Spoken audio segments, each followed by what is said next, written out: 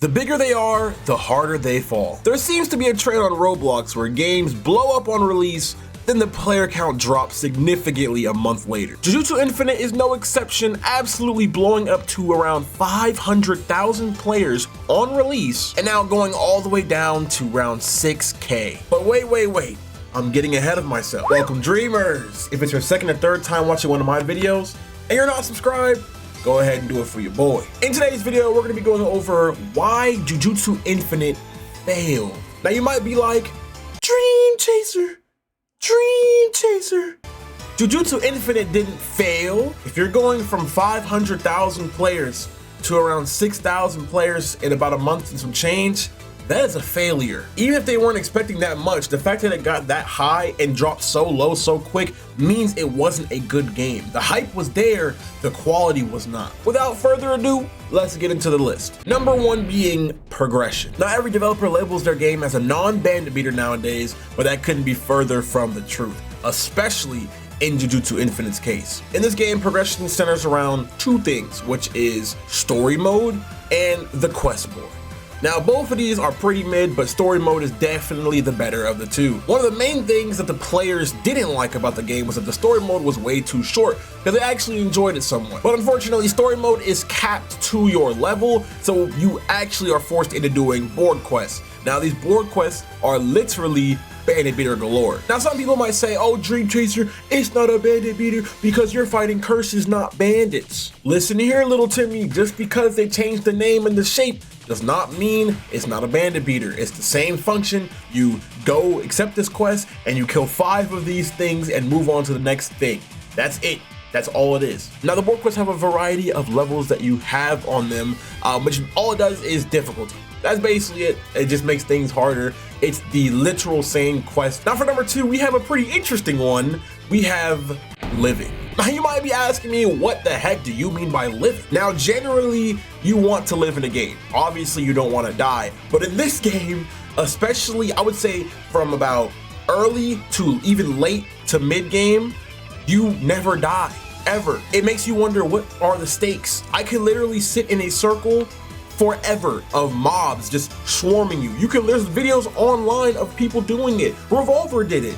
And guess what? You never die. They don't do enough damage. Now, if you have no stakes in a video game, obviously you're going to get bored. The game is going to feel even more mindless. Like, if you're going to have a bandit beater, at least make it a little bit more difficult so that if I'm mindlessly bandit beating, I can at least die, or I'll have the chance of dying. So, I'll be more aware, I'll be more alert, and more wary of my surroundings. But in this game, I don't even have to do that. Number 3, being slow updates. Now, this one's not new to Roblox at all.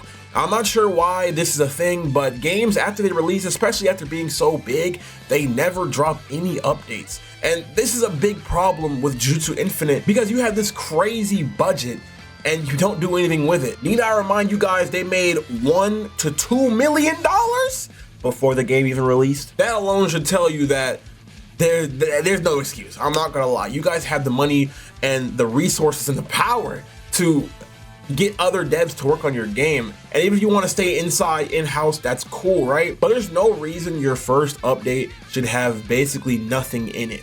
It is really ridiculous. And by the second update, if they drop the second one, I'm pretty sure they did, the players is already done. The players left your game. It doesn't even matter anymore. You guys took too long, and when you finally updated, nothing was there for the update. Moving on to number 4, we have no open world. Now, this was the main reason I think the game actually died, and a lot of people were complaining about this, including myself. Back when the game wasn't released and it was in early access, or even before early access, they dropped a trailer of Sukuna versus Gojo, and they were doing these crazy movements, going all over the map, inside the mountains, all type of crazy stuff, and we thought, wow, this world is so vast and open. But then the reality of it is, when you actually got in the game, it wasn't that at all. The game is literally teleport simulator. I'm not lying. All there is a lobby. Well, there's actually 2 lobbies, which are disguised as towns, and all you do is go to the board quest and you accept the mission, and there's literally, in a tutorial, it tells you can press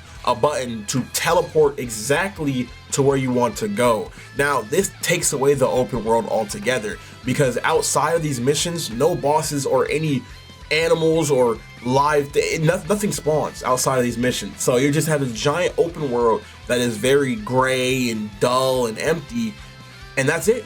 You just teleport. It's teleport simulator. That's all the game has to offer. And it's the same thing with the story quests as well. There's no difference at all. The only thing that made the story good in general was that they had some things that just weren't bandit beating. Like there was one quest where you have to move this boulder and block a tsunami from coming. Stuff like that. Now for number 7 and 8, they kind of go together, but let's start off with number 7, of course. We have no end game. By no end game, I literally mean it. There's nothing to do. There's no replayable content really to do at the end of the game.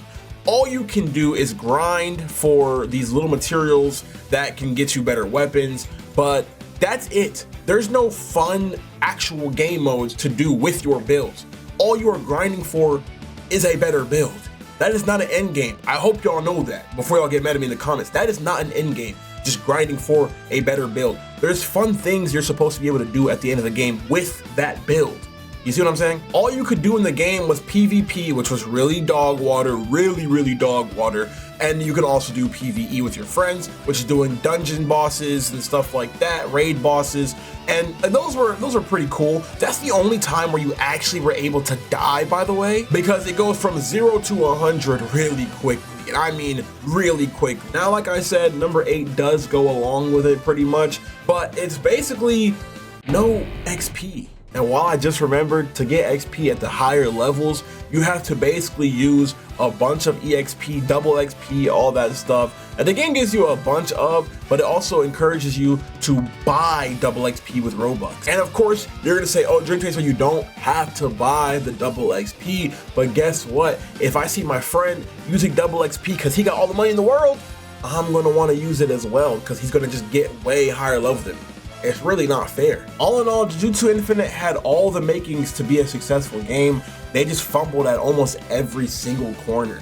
Especially with the funding they had more than enough resources and time to do the things they needed to do. But I'm not sure if it was a lack of accepting of feedback from players or just straight up incompetence by the devs. But either way, this has been why Jujutsu Infinite failed. Y'all make sure to like and subscribe to push this video out in the algorithm. Maybe the devs will see it and maybe they will change their game for the better.